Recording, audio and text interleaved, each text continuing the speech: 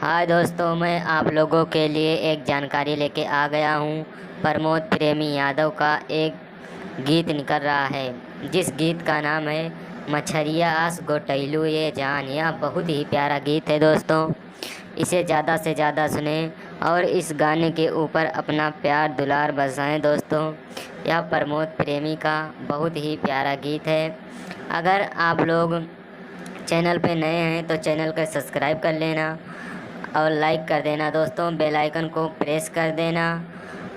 और प्रमोद प्रेमी के एक से बढ़कर एक छोटी बड़ी इन्फॉर्मेशन पाने के लिए मेरे चैनल को सब्सक्राइब कर देना दोस्तों। प्रमोद प्रेमी ने एक से बढ़कर एक गाने दे रहे हैं भोजपुरी इंडस्ट्रीज को दोस्तों। अभी कुछ दिन पहले दोस्तों एक गाना निकला है जो एक दिन में 1 मिलियन पहुंच गया है दोस्तों। का करे आरा जालू, बहुत ही प्यारा गीत है, उसे भी ज़्यादा से ज़्यादा